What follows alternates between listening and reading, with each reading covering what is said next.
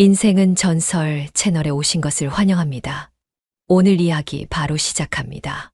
아침에 눈을 떴을 때 옆자리는 이미 비어 있었답니다. 남편 민석은 요즘 정말 바빠졌고 저보다 먼저 집을 나서는 날이 많았어요. 거실 탁자 위에는 식지 않은 커피가 반쯤 남겨져 있었고 달그락거리며 멈춘 식기세척기의 알림음만이 조용한 집 안에 퍼지고 있었지요. 그 소리를 멍하니 들으며 손끝으로 테이블을 두드렸고 평소처럼 습관적으로 핸드폰을 켰을 때였어요. 화면 위로 올라온 배달의 알림 중 하나가 눈에 걸렸어요. 주부 우대, 시간 자유, 고수익 알바, 단기 오케이. 아무 생각 없이 스크롤을 내리다 손이 그 문구에서 멈췄던 거예요. 그때는 정말 그냥 그랬답니다. 단순한 호기심, 어쩌면 지루함. 민석은 제게 늘 말했어요. 집에 있으면 편하겠다. 나는 바빠서 숨 돌릴 시간도 없어. 그 말이 농담처럼 들릴 때도 있었지만 가끔은 뼈가 있더라고요. 정말 그럴까요? 편하다는 게 뭔지 저도 잘 모르겠더라고요.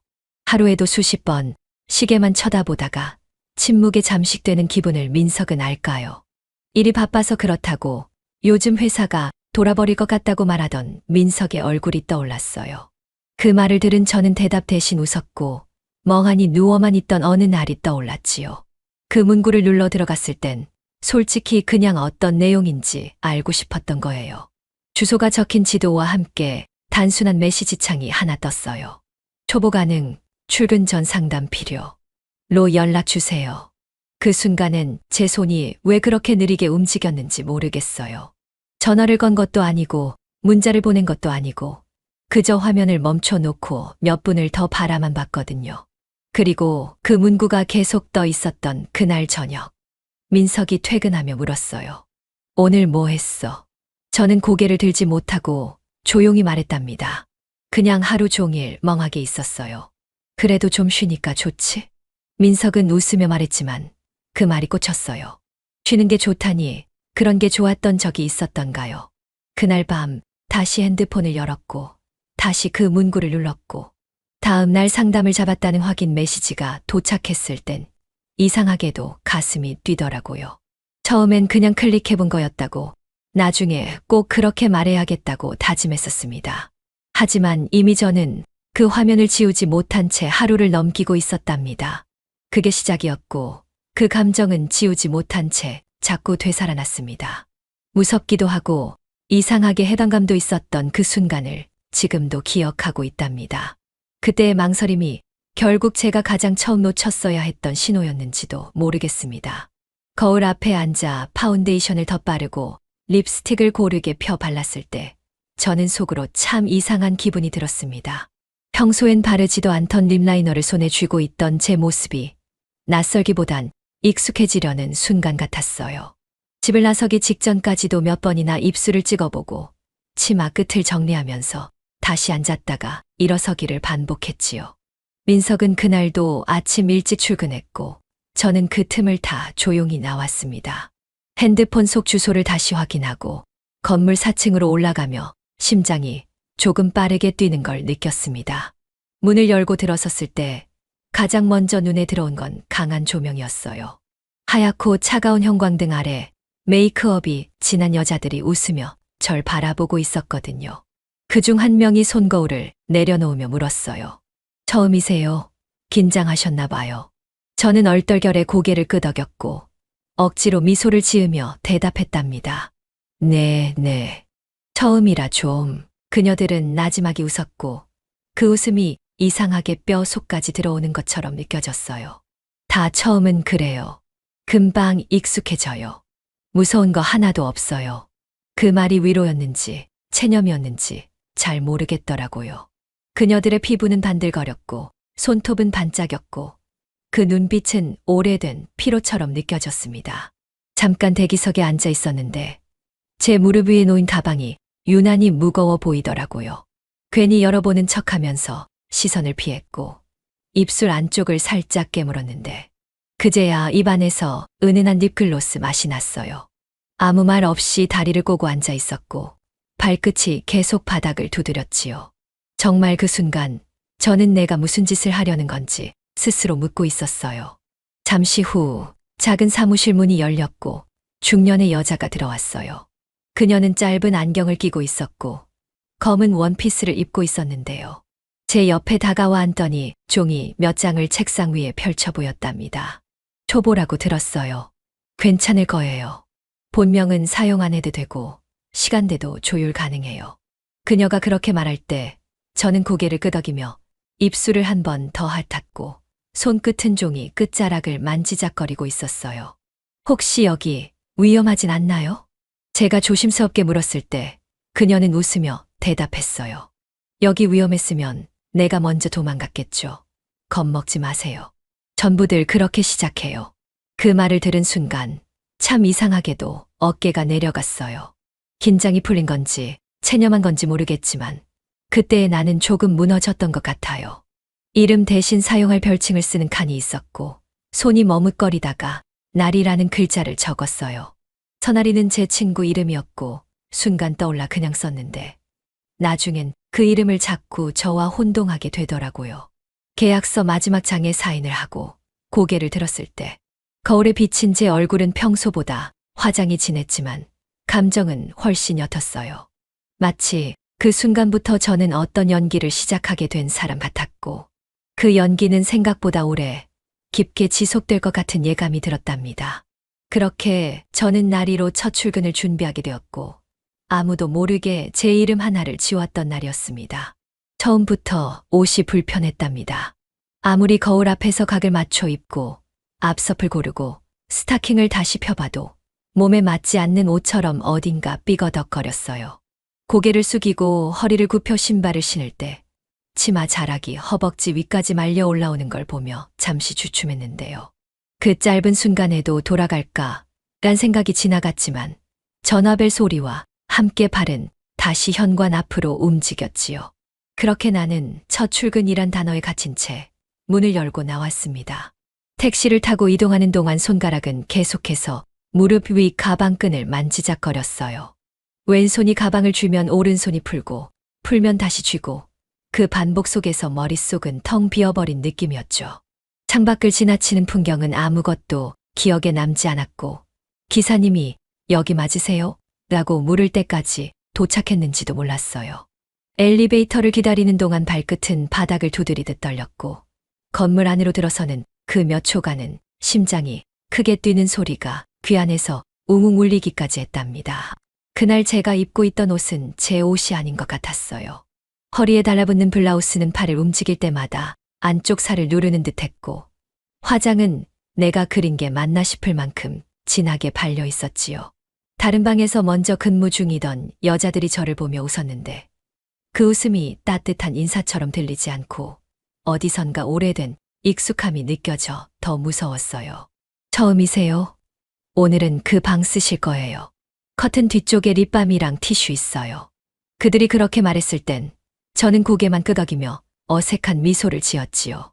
방에 들어서자 어두운 커튼과 벽에 걸린 조명이 먼저 눈에 들어왔어요. 공간은 작았고 창은 없었으며 공기는 묘하게 무거웠습니다. 테이블 위에 놓인 핸드크림과 라이터, 미니 향수가 저를 낯설게 쳐다보는 기분이었어요. 커튼 뒤편에 앉아 대기하는 동안 손은 계속 무릎 위에서 서로를 문지르며 체온을 확인했고 눈은 문 쪽을 두세 번씩 확인했죠. 첫 손님이 들어오기까지의 몇 분은 시간이 아예 흐르지 않는 느낌이었어요. 그렇게 나는 그 방에 앉아 있었습니다. 날이라는 이름으로요. 문이 열리고 첫 발소리가 들렸을 땐 숨이 멎는 줄 알았어요. 남자는 말없이 의자에 앉았고 저는 억지로 입꼬리를 올리며 말했어요. 안녕하세요. 처음 뵙겠습니다. 그가 고개를 끄덕이며 제 옆으로 시선을 돌릴 때 저는 웃는 척했지만 손은 땀이 나서 미끄럽더라고요. 많이 떨리세요? 그가 물었고 저는 조금이요. 첫날이라서요. 라고 대답했는데요.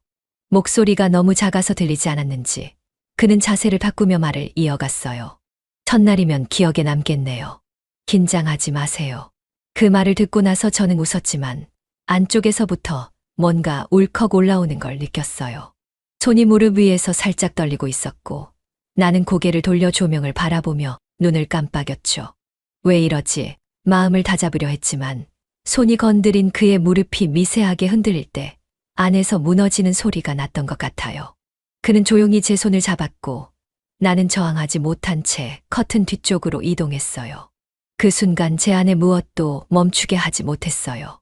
손이 피부를 따라 움직이고 입김이 귓가에 닿았을 때 나는 눈을 감았고 숨을 들이마셨고 내내 생각했습니다.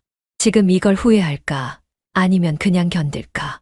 그의 숨결은 일정했고 내 심장은 반대로 점점 빨라졌어요. 온몸의 감각이 마치 분리되는 것 같았고 순간순간마다 내가 아닌 누군가를 연기하는 기분이었어요. 아, 그랬어요. 그때부터였어요. 나는 스스로를 진짜 날이라고 믿기 시작했는지도 모르겠어요.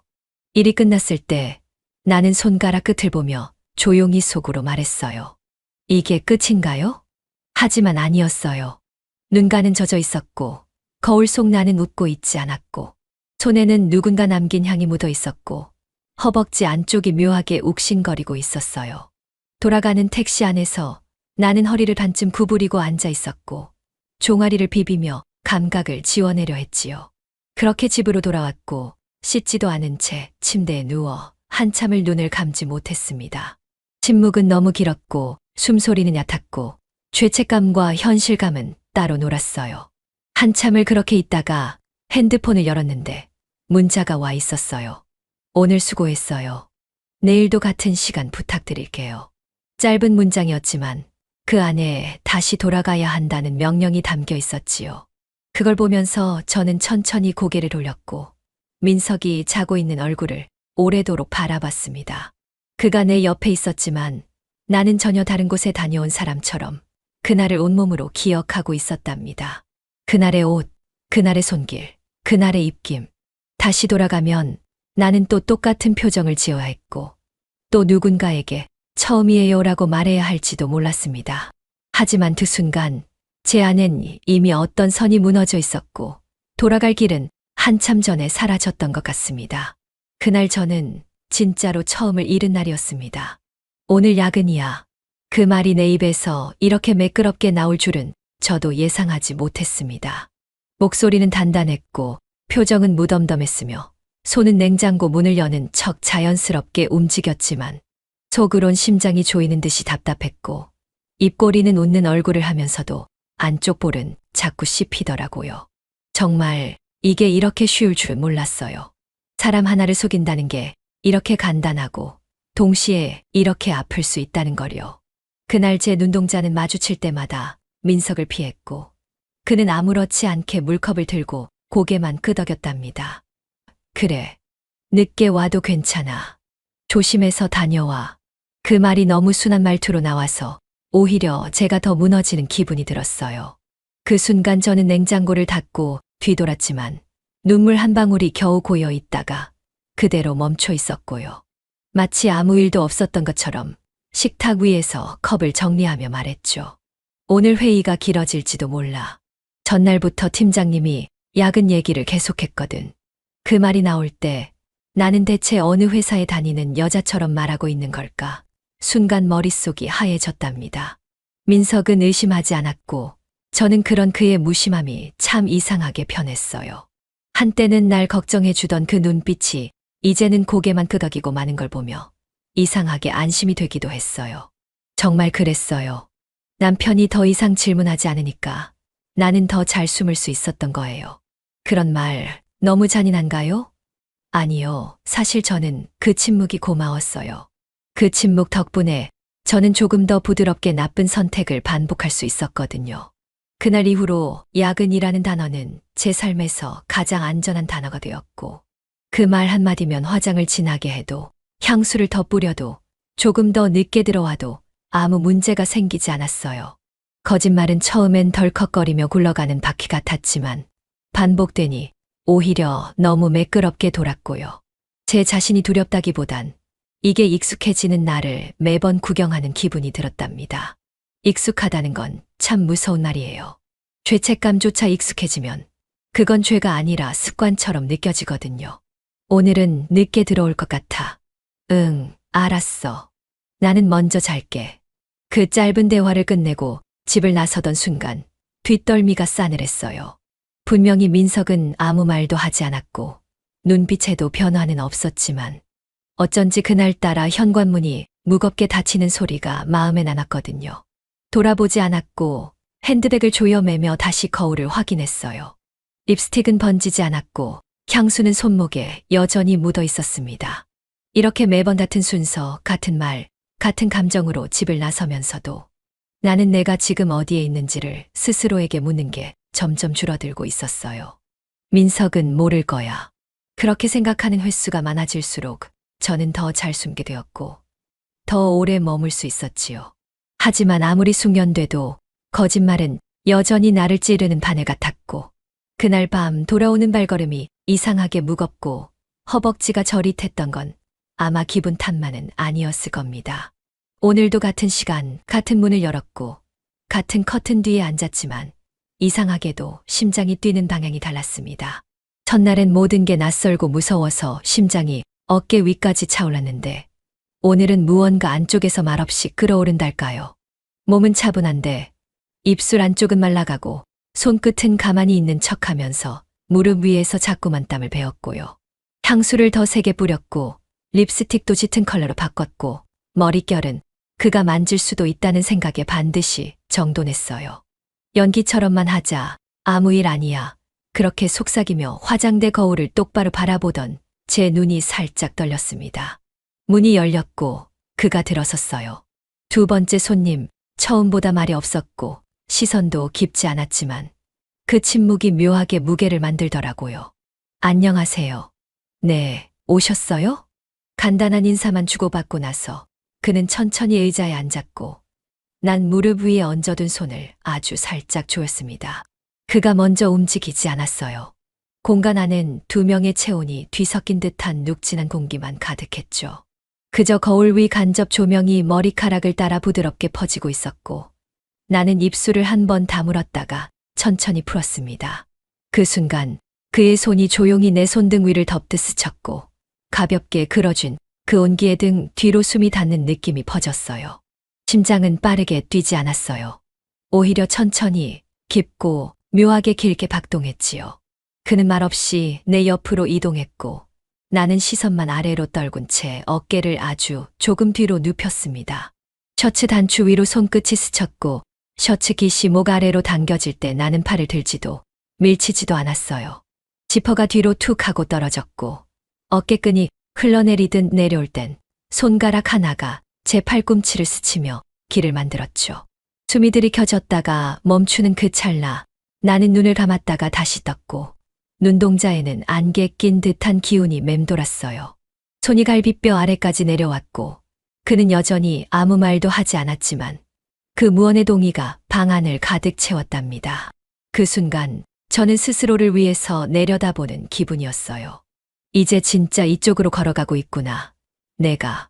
그가 몸을 숙이며 손을 허리에 얹자 나는 살짝 긴장을 풀듯 숨을 내쉬었고 두 팔로 가슴을 가린 채 그대로 가만히 누운 자세로 그의 손길을 그대로 받아들이고 있었어요. 피부와 피부가 스치기 시작했고 그 사이엔 침묵과 얕은 호흡 그리고 아주 작고 부드러운 소리만 있었지요. 이불도 없고 음악도 없는데 내 귀 안에서는 뭔가 자꾸 울렸고 그 울림은 스스로를 부추기는 말 같기도 했습니다. 지금 멈추지 않으면 진짜로 되돌릴 수 없어. 누가 속삭인 건지 몰라도 나는 그 말을 외면하지 않았어요. 셔츠가 완전히 벗겨졌을 땐 몸에 남은 체온이 더 선명해졌고 그는 내 손목을 쥐지도 않았고 입맞춤을 하지도 않았지만 나를 천천히 아래로 눌렀습니다. 목덜미에서 시작된 입김은 쇄골을 따라 천천히 흘렀고 나는 입술을 깨문 채 허벅지에 힘을 주었고 복부에 얹힌 손등이 떨리지 않도록 집중하고 있었어요. 피부 위를 지나던 손바닥이 배 위를 덮을 때 나는 아주 천천히 다리를 모았고 무릎 아래가 살짝 흔들렸습니다. 괜찮으세요? 그가 숨을 고르며 조용히 물었고 나는 눈을 감은 채 고개만 아주 작게 끄덕였어요. 네, 괜찮아요. 오늘은 덜 떨려요. 그 말이 입에서 떨어진 순간 더는 저항도 망설임도 남아있지 않았지요. 어느 순간부터 제 표정은 굳지 않았고 손도 더는 식지 않았고 눈동자도 흐리지 않았습니다. 침대에 몸을 완전히 눕힌 건 처음이었고 등을 대고 바라본 천장은 생각보다 하얗더라고요. 하얀 천장과 하얀 조명 아래서 내 피부가 그대로 드러나 있었고, 그는 천천히 제 옆에 다가와 무릎을 꿇고 앉았고, 한 손으로 내 허리를 감쌌습니다. 입맞춤은 여전히 없었어요. 하지만 두 사람이 가진 체온은 이미 겹쳐졌고, 그 위에 더할 말이 없었답니다. 그날 저는 처음보다 더 깊은 선을, 더 적은 망설임으로 넘어갔습니다. 그리고 처음으로 한 번도 돌아보지 않았습니다. 또한처럼 다녀온 뒤였고, 오늘도 민석은 거실 소파에 몸을 깊숙이 파묻고 있었습니다. 식탁 위에 남은 반찬들이 차갑게 식어 있었고, 전자레인지 안에는 데워지지 않은 국그릇이 고요히 놓여 있었지요. 현관문을 닫을 때 신발을 벗으며 시선이 먼저 민석을 향했지만, 그는 눈을 감고 있거나 감은 척하고 있었고요. 나는 아무 말 없이 거실을 지나쳐 주방으로 향했고, 손끝은 한참이나 수도꼭지를 틀지 않은 채 조용히 싱크대를 잡고 있었습니다. 물론 민석이 먼저 입을 열었어요. 당신 요즘 고생 많지? 그 말에 나는 대답하지 않았습니다. 고개만 조용히 끄덕였고 일부러 물을 트는 신용을 하며 그 소리에 감정을 묻었습니다. 그가 피곤해서 내 눈치를 살피는 건지 아니면 정말 나를 걱정하는 건지조차 구분할 수 없었고, 그 순간 내 몸에는 여전히 그 사람의 체온이 희미하게 남아 있었거든요. 속옷 안쪽에 스며든 향이 미처 빠지지 않은 채로 그대로 감돌고 있었고, 나는 그걸 민석이 맞지 않기만을 바라고 있었어요. 욕실로 들어가 옷을 벗었고 브라를 벗자 그 사람의 손길이 다시 떠올랐어요. 살짝 눌린 자국이 그대로 남아 있었고, 팬티를 내릴 땐 무릎 근처까지 내려오지 않게 조심히 접어 세탁기 안에 던졌지요. 샤워기 물줄기가 등을 타고 흘러내렸지만 아무리 뜨거운 물을 틀어도 목덜미에 남은 숨결은 지워지지 않았습니다. 나는 손바닥으로 목을 문지르듯 감싸며 몇 번이고 물을 끼얹었고, 그 와중에도 민석은 여전히 거실 어딘가에 앉아 나를 믿고 있는 얼굴을 하고 있을까봐 무서웠습니다. 샤워를 마치고 나온 후 나는 드라이기로 머리를 말리며 거울을 봤고, 거울 속 내 눈빛은 점점 무뎌지는 것처럼 보였어요. 웃지도 않았고 울지도 않았고 그저 무표정한 얼굴로 바람에 머리카락을 날리고 있었고, 귀 뒤로 넘긴 머리카락 사이로 귓불 아래가 빨갛게 달아 있었는데, 그게 민석 때문인지 아니면 아까 다녀온 그 방 때문인지는 잘 모르겠더라고요. 침대에 누우니 민석이 몸을 돌려 말없이 팔을 벌렸고, 나는 그대로 그의 품에 안긴 척했습니다. 심장이 붙는거리인데, 그토록 가까운 온기인데 왜 이렇게 낯설까 싶었고, 그의 팔 안에서 눈을 감으려 했지만 눈꺼풀 아래로 떠오른 건 민석이 아닌 다른 사람의 손이었어요. 그 순간 민석이 말했습니다. 우리 요즘 말이 너무 없어진 것 같아. 응, 나도 알아. 그런데 그게 더 편한 날도 있어.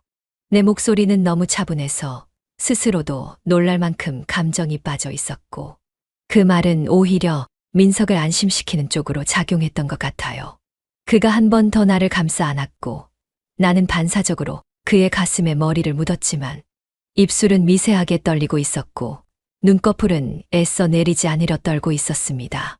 그날 이후 야근은 더 자주 말해졌고, 민석은 더 이상 몇 시쯤 와 또 묻지 않게 되었고, 나는 더 익숙하게 향수를 챙기고 더 무심하게 립스틱을 바르고 시간을 더 정확하게 맞춰 퇴근 시간을 설정하며 아무 일도 없었다는 듯이 그의 옆에 앉아 저녁을 먹는 여자처럼 행동했습니다. 이상하죠. 거짓말은 자꾸 할수록 능숙해지는데 그 능숙함은 결국 아무 말도 하지 않게 만드는 거려. 저는 이제 고생했지 라는 그 말에 웃지도 않고 말하지도 않고 그저 고개만 조용히 끄덕이는 여자가 되어가고 있었습니다.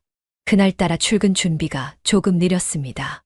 거울 앞에 선 채로 한참 립스틱을 바르다 멈췄고 머리를 넘기고 또 넘기기를 반복하며 스스로를 설득하듯 고개를 끄덕였어요. 몸은 익숙하게 움직였지만 마음 어딘가는 얇게 긁힌 듯한 불편함이 퍼져 있었고, 그 불편함이 이상하리만치 길게 이어졌습니다. 가방을 메고 나서 문을 열기까지 몇 번이나 핸드폰을 확인했고, 누가 문자를 보낸 것도 아닌데 괜히 알림창만 들여다봤지요. 그건 예감이었을까요? 아니면 이미 무너질 순간이 가까이 와 있다는 신호였을까요? 방에 도착했을 땐 별다른 긴장도 설렘도 없었습니다. 그냥 오늘도 똑같은 하루, 똑같은 손님, 똑같은 행동. 소파에 앉아 다리를 모으고 향수를 손목에 한 번 더 뿌리고 커튼 너머 복도에서 들려오는 발소리를 들으며 시간을 기다렸지요.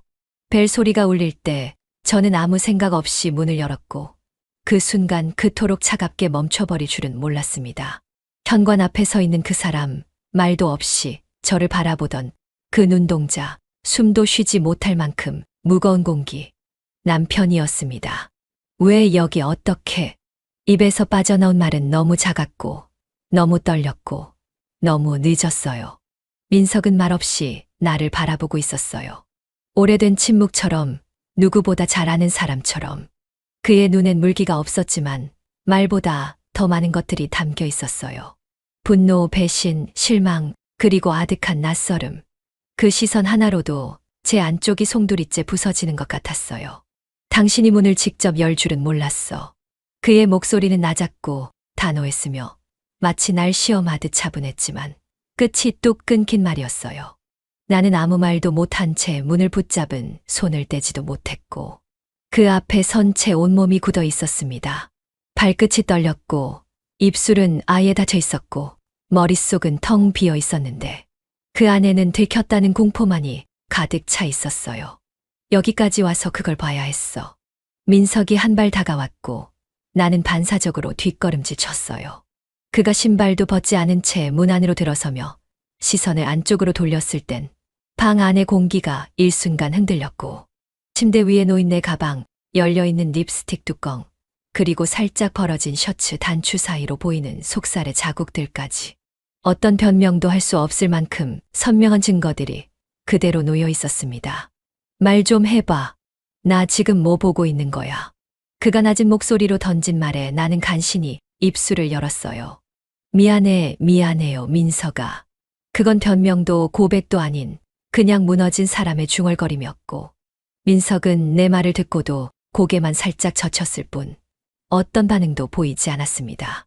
한참을 그렇게 침묵하던 그는 다가와 내 어깨를 세게 붙잡았고 그때서야 나는 두 눈을 질끈 감고 고개를 숙였어요. 이게 몇 번째야? 그 말에 대답할 수 없었습니다. 숫자로 세고 싶지 않았고 세지도 못할 만큼 무너져 있었으니까요. 나는 눈물도 흐르지 않는 눈으로 고개를 흔들며 그저 숨만 내쉬고 있었어요. 그 순간 발치에 떨어진 속옷 위로 민석의 시선이 내려갔고 그는 아무 말 없이 그것을 발로 밀었습니다. 다 가져. 다 치우고 다시는 집에 오지 마. 그 말은 명령이었고 판결이었고 선언이었어요. 그가 뒷걸음치며 문을 닫았을 때 손잡이가 딸칵 소리를 내며 잠긴 소리조차 너무 또렷해서 나는 그 앞에서 그대로 주저앉고 말았어요. 무릎을 안고 엉엉 울지도 못한 채 가슴만 벌렁거리고 손등으로 입을 텨막으며 숨을 쉬지 못했지요. 그날 그 방엔 손님도 없었고 나는 옷을 벗지도 않았지만 그 어떤 날보다 더 깊이 더 끔찍하게 망가졌던 날이었습니다. 무릎이 떨렸고 가슴이 조였고 숨은 깊게 쉬지도 못했습니다.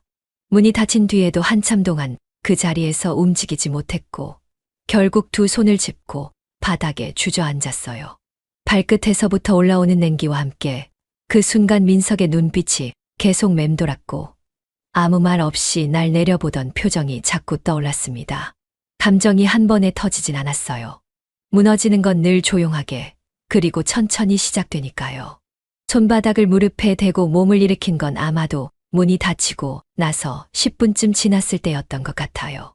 옷을 제대로 입지도 못한 채 나는 그날의 흔적을 겨우 정리하고 현관문을 열었고 신발을 신을 때는 손이 떨려 끈을 묶지 못해 그대로 쑤셔 넣고 나왔어요.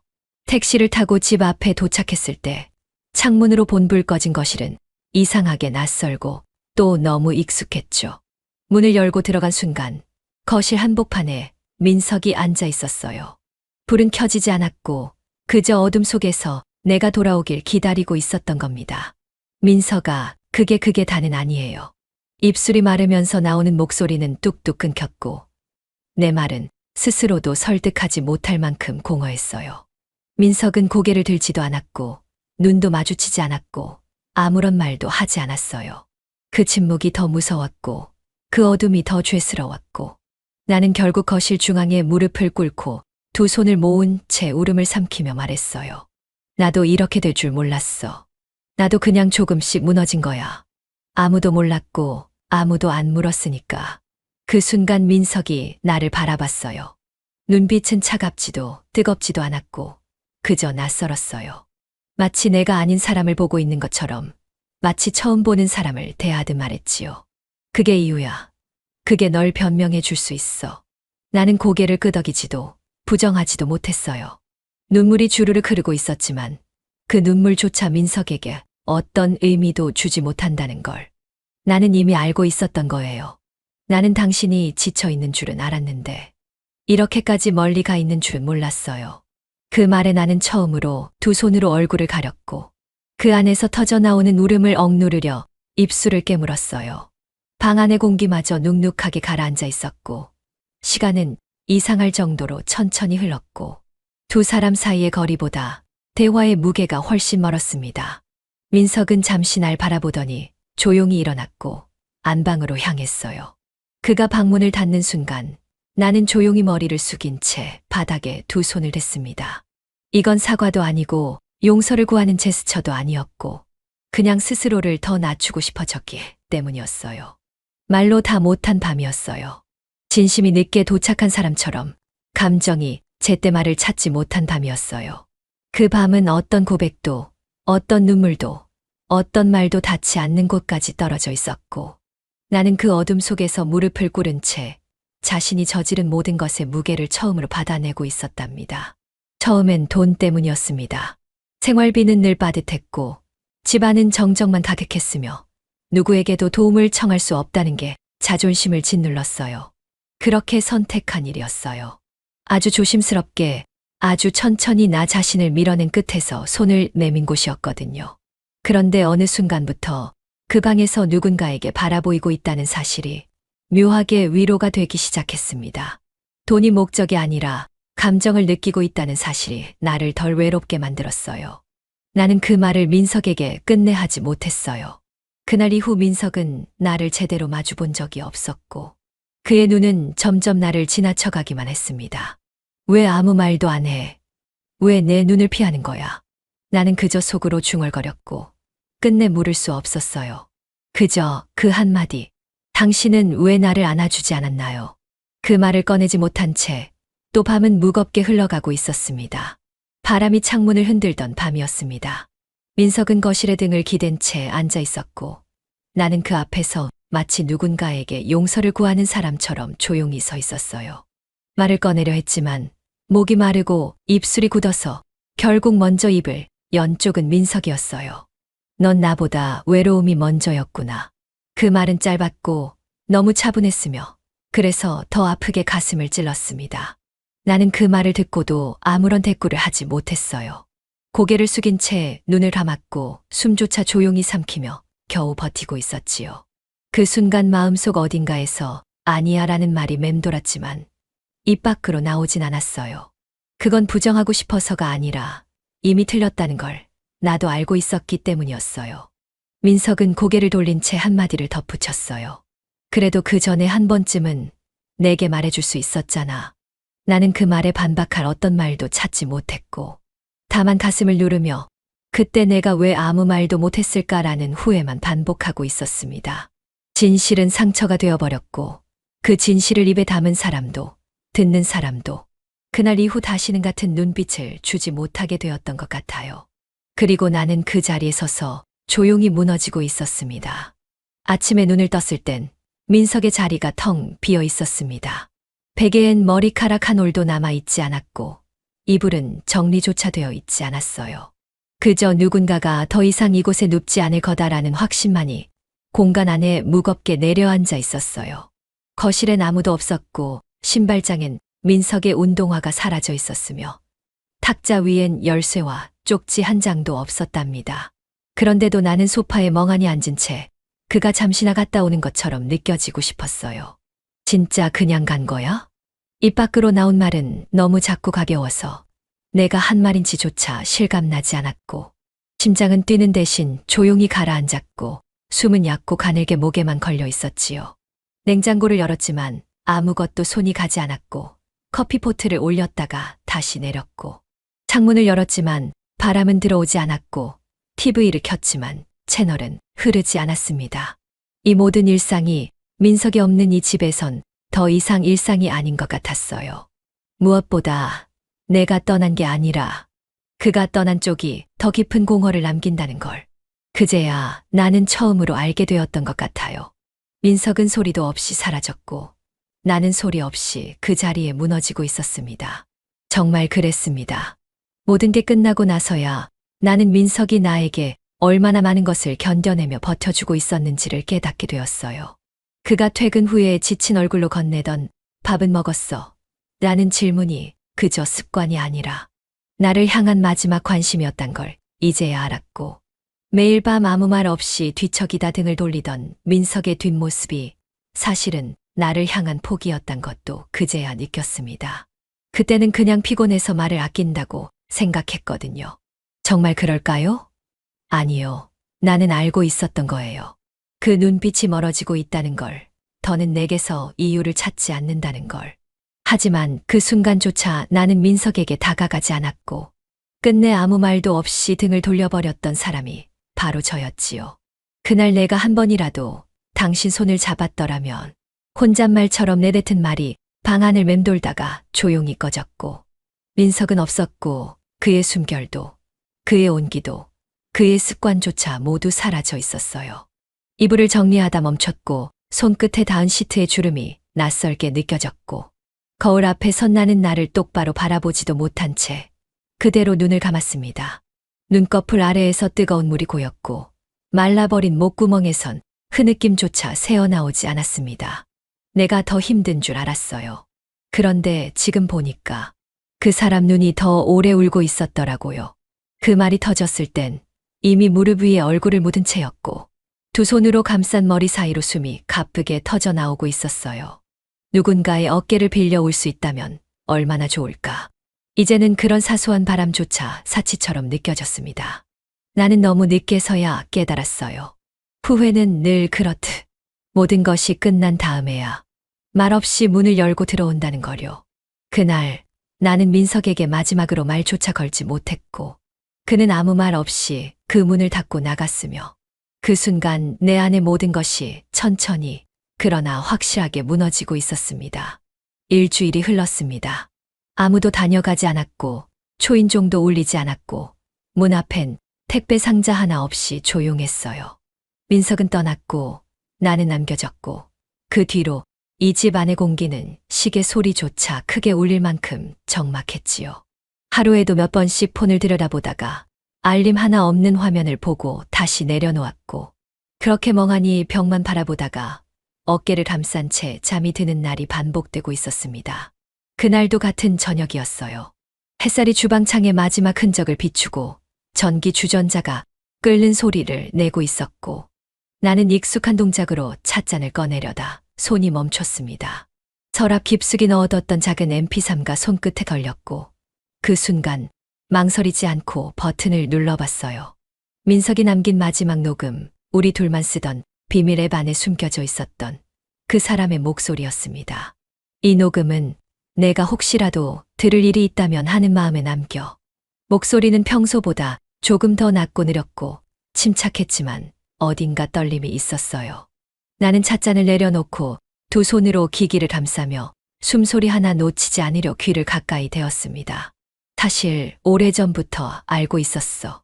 너의 표정이 웃고 있지 않았다는 걸. 그 말에 눈꺼풀이 저절로 감겼고 가슴 깊은 곳에서 뜨거운 것이 차올랐어요. 그 사람은 내 고백을 기다리지 않았고 이미 충분히 알아채고 있었던 겁니다. 그래도 기다렸어. 언젠가 내가 말해줄 거라고. 근데 결국 아무 말도 안 했더라. 그 한마디가 가슴을 찢는 듯 했어요. 나는 숨도 제대로 쉬지 못한 채 MP3를 꼭 쥐고 울지도 못하고 앉아 있었어요. 소리는 점점 작아졌고 마지막으로 남은 건 아주 짧은 한 문장이었죠. 그럼에도 불구하고 난 널 정말 사랑했어. 그 말이 끝났을 땐 방 안에선 주전자 소리만 남아 있었고 나는 두 손으로 입을 가린 채 그 자리에 엎드려 울었습니다.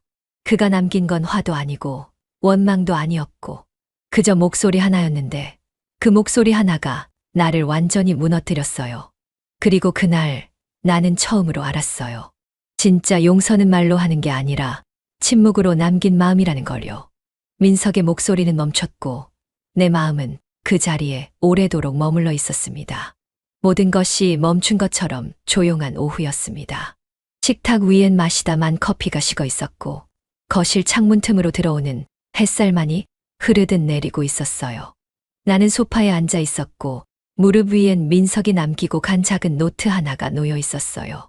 페이지마다 수줍은 글씨로 적힌 것들 위에 식사 시간, 그의 출근 준비, 심지어 내가 가끔 싫어하던 그 사람의 구두 소리까지 모두 그 속에 고요히 담겨 있었지요. 그 사람은 나를 사랑했어요. 어쩌면 내가 알아차리기 훨씬 전부터 말로 다하지 못할 방식으로 사랑해왔던 걸지도 몰라요. 침묵으로, 기다림으로, 포기로, 그리고 끝내는 떠남으로까지. 나는 그걸 너무 늦게 깨달았고 그가 사라진 뒤에서야 하나하나 주워가며 후회의 그림자를 삼키고 있었어요. 그리움은 시간이 흐른다고 줄어들지 않더라고요. 오히려 더 깊고 무겁게 가라앉을 뿐이었어요. 민서가 정말 미안해. 그때는 내가 너무 아파서 내가 옆에 있는 것도 잘 보이지 않았어. 근데 지금은 내가 없는 게 더 아프다. 혼자 중얼거리며 웃음인지 울음인지 모를 소리를 냈고 거실 한가운데에서 조용히 무릎을 끌어안고 앉아 있었어요. 울지 않겠다고 다짐했지만 마음이 따라주지 않았고 창밖에 구름이 천천히 흐르듯 내 눈물도 멈추지 않았지요. 그래도 그 사람은 나를 사랑했잖아요. 누구보다 깊고 조용하게 나조차 몰랐던 방식으로 끝까지. 그 기억 하나면 앞으로의 모든 날을 견디는 데는 충분할지도 모르겠어요. 다시는 그 품에 안길 수 없고 다시는 그 이름을 부를 수 없어도 나는 이제야 온전히 믿고 있어요. 그래요. 그 사람은 끝까지 나를 사랑했던 사람입니다. 그래서 저는 다시는 그 사랑을 헛되게 하지 않겠습니다. 그래도 그 사람은 나를 사랑했으니까요.